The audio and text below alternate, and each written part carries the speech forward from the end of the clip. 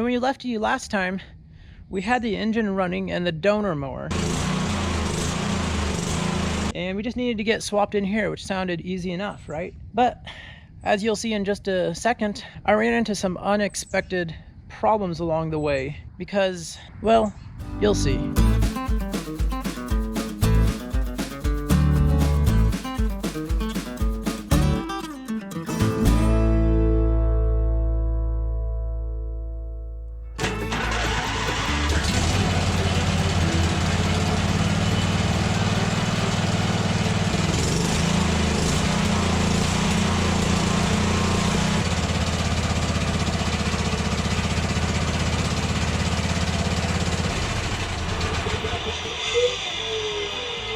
Won't run without that side.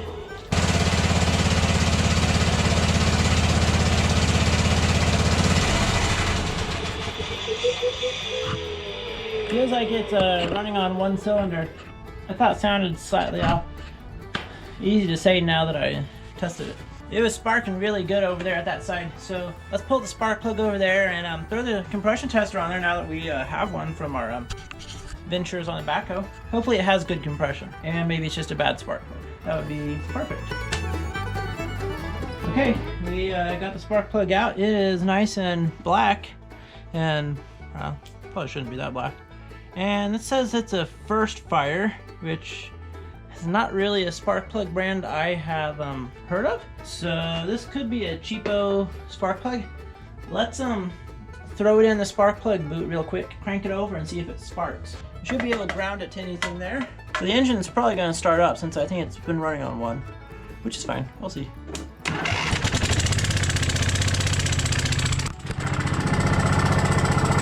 Okay, sorry you fell off there. It was firing, so I think you may have been able to see it on the way down. But yeah, it was definitely firing. So, well, it's a good thing we have a compression tester. Get this thing hooked up. I'm gonna actually turn the ignition key off. Yeah, it is off. And that way it won't actually start up. But we can get a good crank. Hopefully this thing has, I don't know, I'm gonna say hopefully around 180. That's what the backhoe had.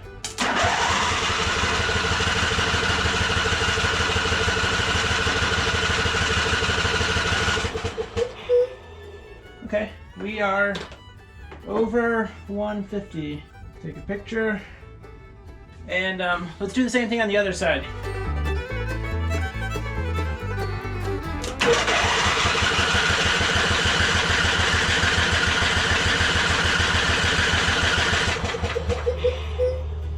All right, stop moving. It's almost exactly the same compression, maybe like 1 or 2 pounds less. So that's interesting and makes me wonder if I'm going about troubleshooting the incorrect way.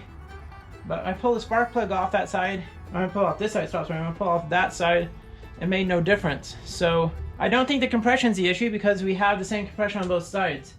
Maybe the spark plug is misfiring under pressure. I'm kind of learning a little bit about this troubleshooting as we go as well.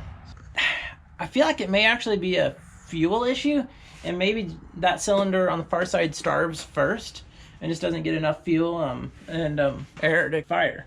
So it's like it's not the spark plug, it's not the compression, it's not spark getting to the spark plug, but for some reason it likes to run on one cylinder. And when I choke it a little bit, it'll start running real smooth on both cylinders. And you can kind of hear the difference. So I feel like this is a runner and that we're close. And maybe I just have to clean the carburetor out, which I didn't really want to do.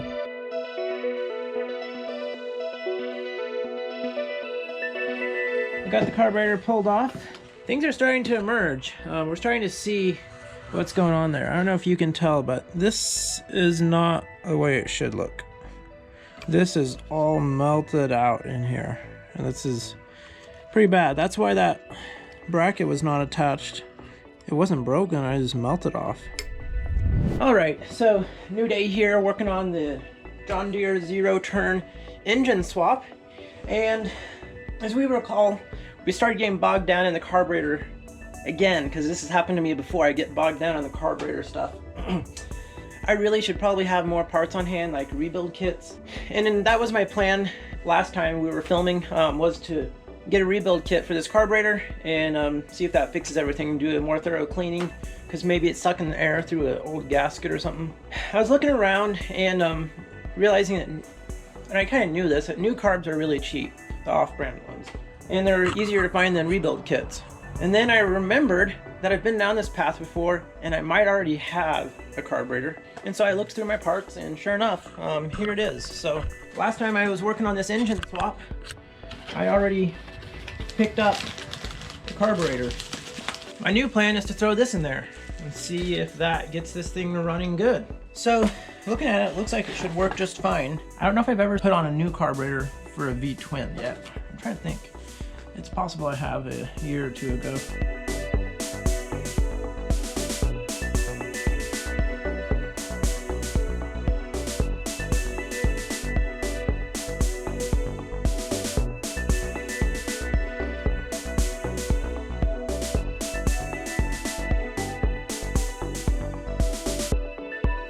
Doesn't look quite right.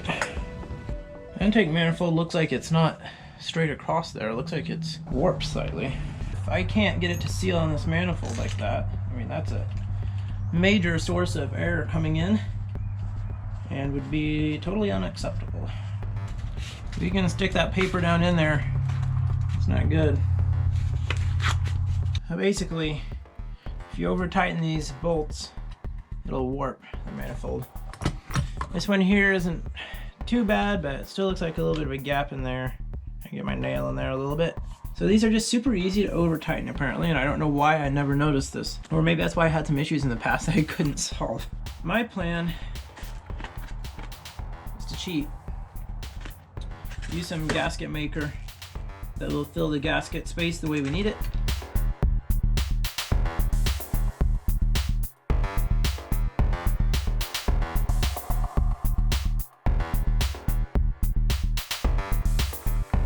Alright, while we're waiting for this gasket material to set up in there still, why don't we go ahead and start working on pulling this engine out? Because we know whatever happens with this thing, we need that engine out. So really, we can go ahead and start working on pulling that out. So I'll bring the jacks over here and see if we can't get under there and get those bolts loosened and get this thing out of there. Just be one step closer, at least start cleaning it up.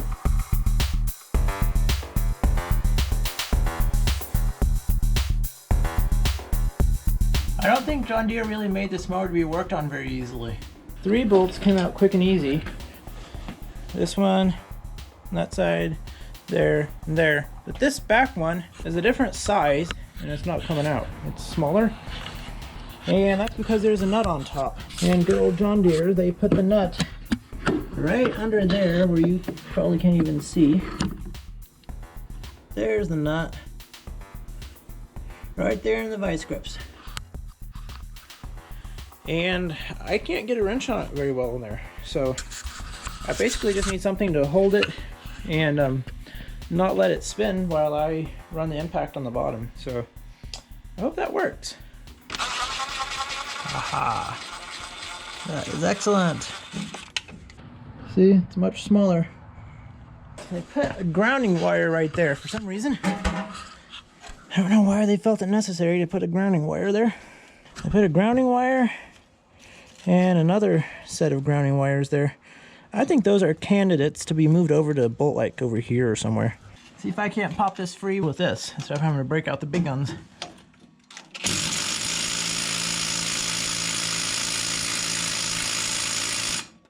Come on. Haha. There we go. This all should drop off of here at its own leisure. Okay. So, got the bolts out. Now I'm just gonna have to mess around with stuff and break it free and get it out.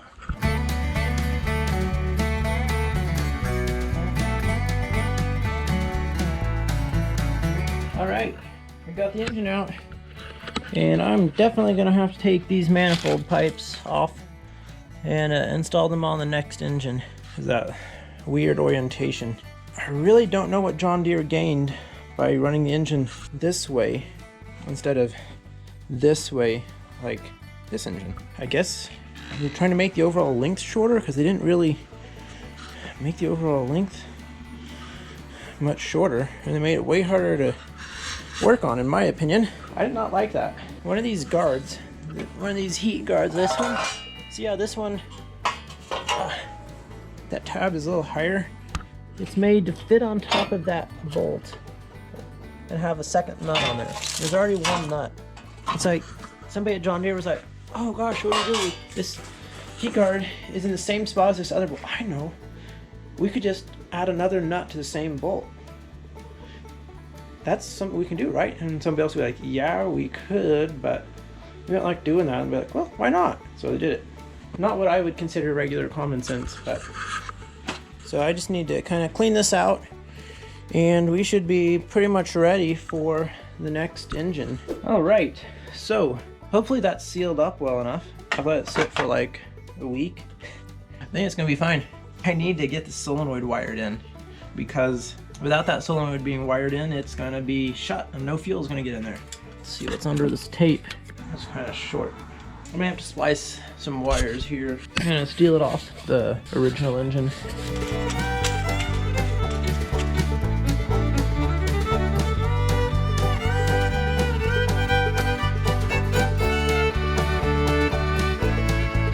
This is a common thing that happens on these carburetors, is you can't get the throttle lever all the way down because it runs into the manifold there. So you can see that this should contact that cast stopper block, and it's not because it's running into this. That happens a lot even on factory carburetors. I just checked some of the other ones over there.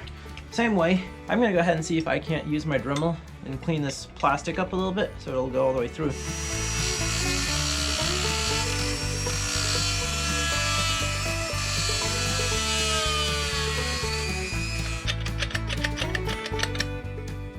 Works pretty good now. I think we are good.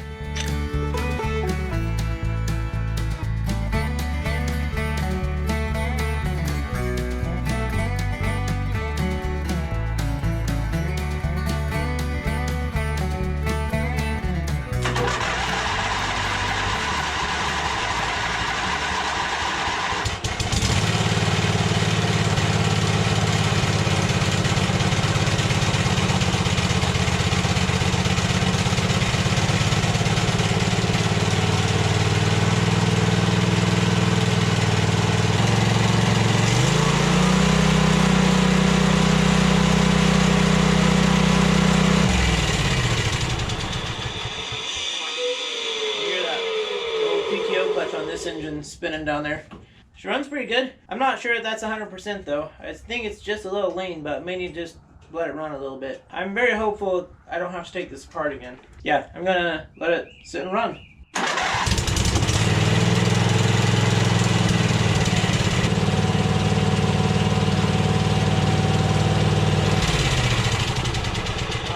Seems to run pretty good. I backed off the idle there and that seemed to be good.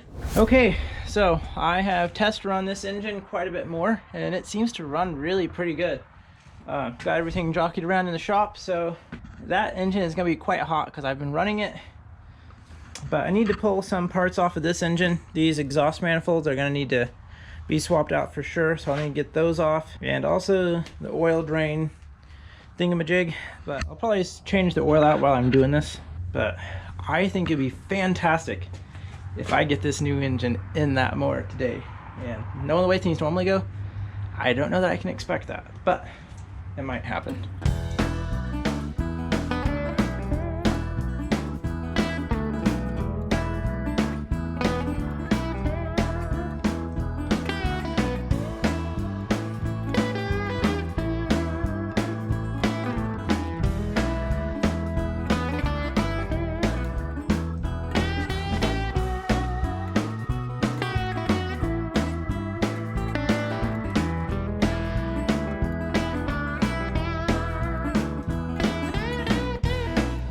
Now it's time to pull this engine out. According to previous videos, I should be able to do this in about 20 minutes. So let's see how it goes.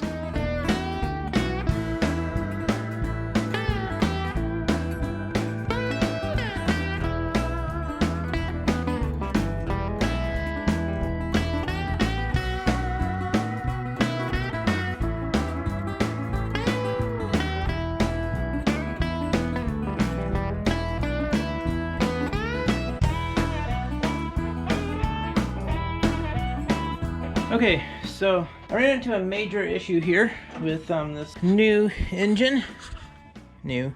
It appears that this crankshaft is a larger diameter and it is also longer in length than this one. What that means is I cannot reuse all this hardware or this PTO clutch and pulleys like I would like to, because then I know I have the exact same diameters and hookups and spacing. So here's what I'm gonna have to do. I'm gonna have to hope that this PTO clutch from the donor engine still works, figure out a way to get the stationary arm on there or some such contraption. Basically it'll probably be a bolt in one of these holes there. They'll do the same thing. And I'm gonna have to find a way to get the lower blade deck pulley higher up. Basically this one up here, this first part is about the same. That spacing is about the same as that. These pulleys are at the same diameter. The concern is the second part here. So we're looking at right around 7 inches there and right around 6 inches there. So I need to lose an inch. I found another one of these and I think I'm gonna try cutting this part off here. Make it shorter so that these two can become closer together. This would be a perfect project for a lathe, but I don't have a lathe, a metal lathe. So I am gonna have to just use like a cutoff wheel on my grinder or something. I'd really like to get it cut square so it has a even contact patch. It's probably not the end of the world if it doesn't, but it might be hard on the bearings and stuff in here if I don't have even contact patch. That's what it looks like we're gonna have to do. So the exhaust pipes are transferred over, wiring, everything is ready to drop this in here. We're getting there. Just takes a lot of time to do an engine swap because of these little details, which I could have known beforehand that shaft was different if I had checked the model numbers, but I didn't check that because I've never really run into that issue before. So that's just a lesson learned there, to realize that that is something that can happen. My plan is to cut this back to about here. I think 7/8 is going to be right about the right distance, but since I don't really want to cut it too far too quick, I'm going to shoot for 3/4 of an inch. And then if that doesn't seem close enough, then maybe trim it back to 7/8. So we'll cut that. And then the other two hurdles are going to be getting the wiring plugged in, because this clutch here is kind of permanently wired in. So I need to rewire it with a plug. And so that's the second hurdle. The third hurdle is going to be getting a PTO holding point, basically. We need something for the PTO to brace against. That's what it is. So when you click on the PTO, it's on a shaft that's spinning, but that brace keeps it from spinning itself. Otherwise, it wouldn't work. And if we can get through those 3 hurdles, I think we're going to be fine using this engine. So let's go ahead and see if we can't get this cut back 3/4 of an inch.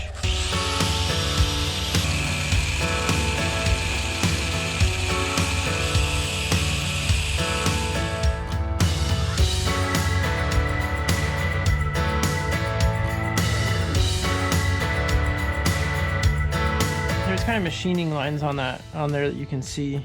I just tried to follow one, and now we're really close. I'd say we're probably about a 1/16 of an inch, within a 1/16. So I think that's good enough. I think we're gonna leave it like that. Now we just need to figure out wiring the PTO clutch, which is not really the same as that one. It's similar, but I'll probably try to take apart the end of this, or just cut this or unplug it off. And basically I want this plug. That's what I need, is that plug.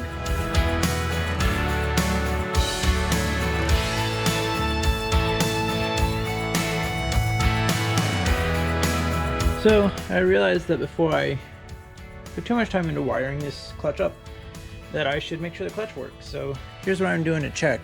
I dry rigged some small wires here, just kind of wrapped loosely. This one's connected to the ground.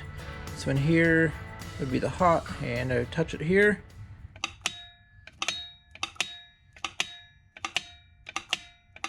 I hear that PTO clicking loud and clear, so that's a good sign for the PTO. As far as the actual condition of the clutches and stuff, I couldn't say that easily, but it seems like normally if they'll click on that they work, so that's a good sign. Let's go ahead and get it wired up. But basically, I cut this wire back so it wouldn't be way longer than this one.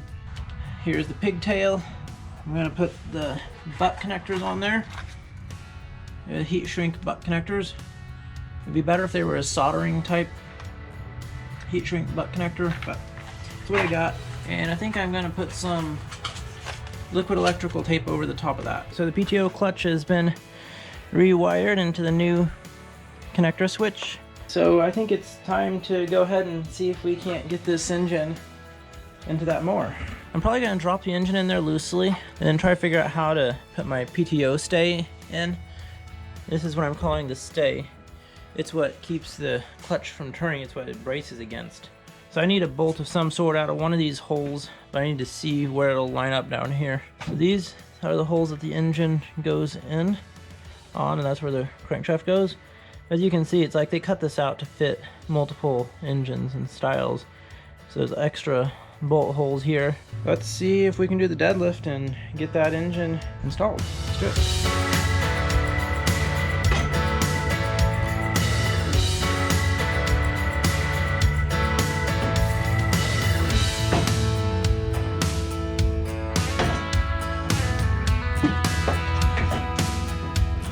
Sits in there pretty good. I think we can do this. I think it's gonna work.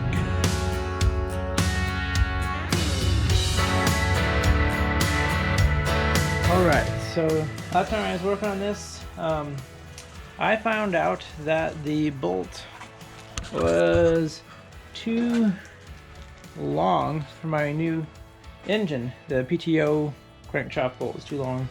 So went to Ace Hardware, picked up a couple of possible bolts. I didn't know exactly how long, so I got a 2.5 and a 3. We're gonna see if either of these works.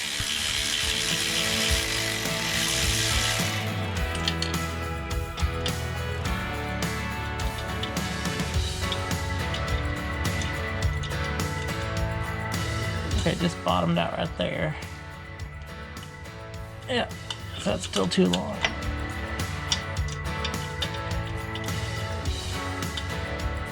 Oh, that feels snug. All right, I think that might work. Of course, I'll probably go through all this, find out that this PTO clutch doesn't work either, and then find out I should have just put an engine in that would use the original PTO clutch, which would have been smart. And I think the first time through, I did that, except for that's the engine that went into the Cub Cadet zero turn. And this time I didn't pay as much attention. I just grabbed a V-twin. But you know what? We're really close. This might work just fine. Okay, let's get it bolted up in there and see if we can't get this thing to crank over.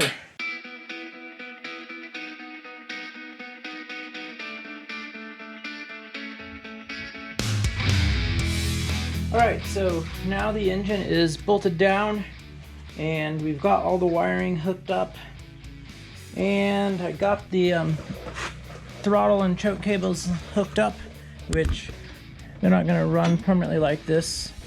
I mean, they might melt on the exhaust, but we have some heat shields that will go back in place. I've got the PTO clutch installed under there. I put a new battery in there, and in theory we could go ahead at this point and see if it'll crank over. There we go. Hour meter pops on. It says this thing has 1,002 hours on it. Ready for the first of many moments of truth. See if she cranks over. No! So, next, PTO clutch. Oh yeah, I hear it. The PTO clutch is engaging.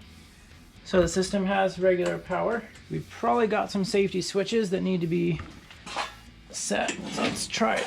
Turn the e-brake on, which I probably should have tried first.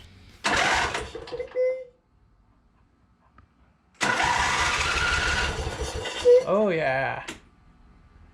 Okay. I want to get the belts on this thing and take it for a spin. Let's get this thing back together. Yeah!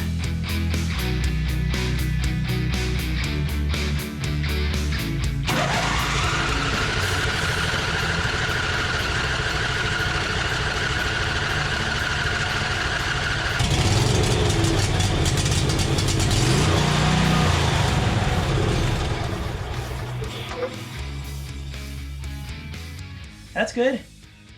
It's a great start. Nice. Woohoo! Let's try to start it up again.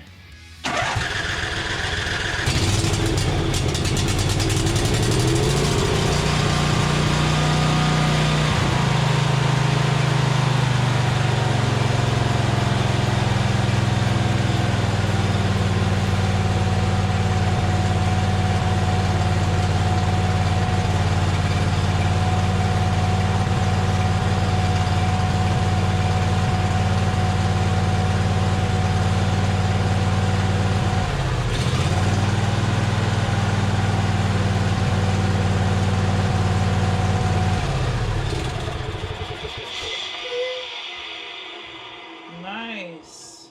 That's working really good, except for one slightly odd situation, which is honestly not that big a deal. My throttle is completely backwards. This is low throttle, this is full throttle. So I may mess around with that, or I may not choose to mess around with that yet. So my plan for this mower right now is to be my mower so I can sell the Toro. Yeah, I need to basically get the belt on there and see if the transmissions actually work, and see if we can't drive that thing out of here, and then try out the PTO clutch and see if it'll work.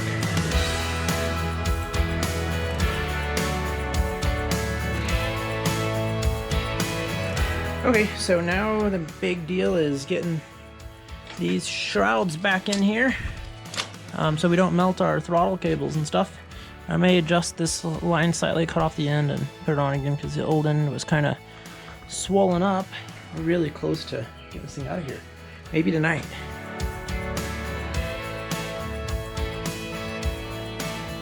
Okay, so I got everything pretty much buttoned back up as far as I know. So let's see if we can't fire it up and get it out of here, but it's on the jack stand still and there's not a lot of room, so let's see if she'll fire up. Let's get the brake on. Since we found out that it likes the brake on, see if she'll fire.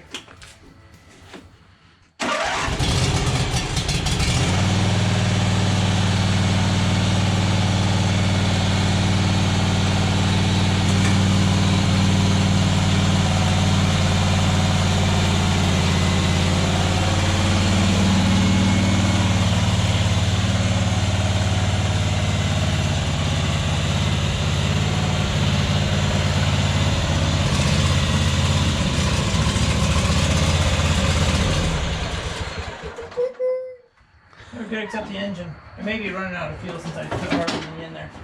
But so far so good. It actually ran and drove just a bit. We'll get some more gas added in here, and hopefully there's no really concerning issue.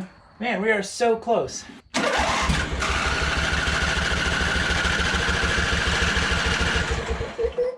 That's probably our problem. There's no fuel coming through. I think that's what's going on, is the fuel line is just collapsing and blocking fuel flow, possibly. So I just changed out the fuel line since I already knew I wanted to change that out. I'm gonna do that first.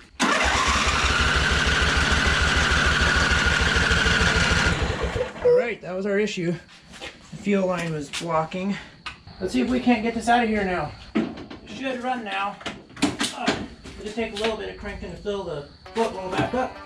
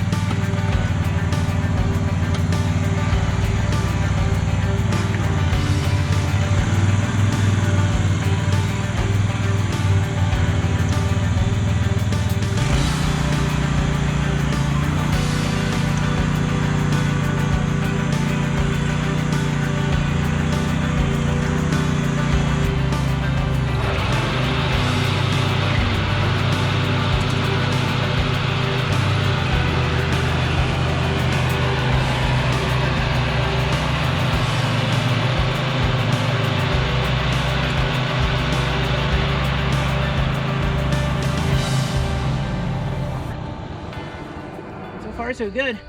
I think I'll show you again tomorrow, maybe with a little better daylight, and we might be able to cut some grass tomorrow. That'd be great.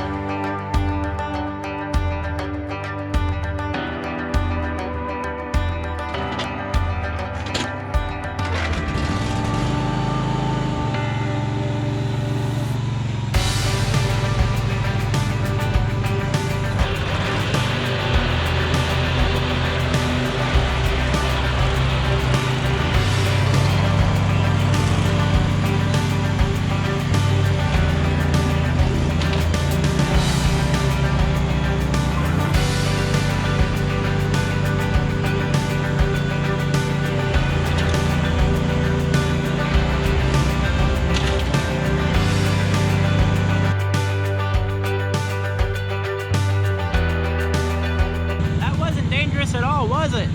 I'm not used to having a zero turn that'll wheelie like that. Most of my seat time's been on a grasshopper, which weighs a lot more. That's kind of fun, but also kind of dangerous, kind of disturbing. So I need to be really careful if I mow on a hill that I don't flip it over backwards. Just mowed the yard, and I gotta say, I really enjoy this mower. This thing is zippy. It's nicer than the Husqvarna, and I think it's nicer than the Toro. It's got plenty of power. I like the cut quality. It's fast, which is nice. But I will say, one thing I really don't like is how sloppy these handles are. So you're trying to drive and you've got all this slop in here. And they will hit each other. I don't like that. See all the slop in those joints? But yeah, I'm really liking using this mower. This may be my mower for the year that I use personally.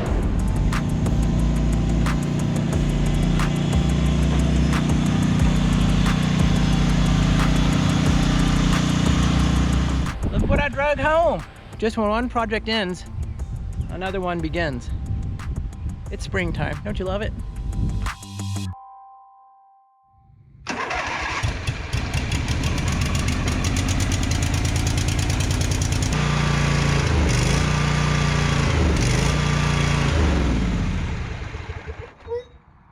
Why won't this thing stay running?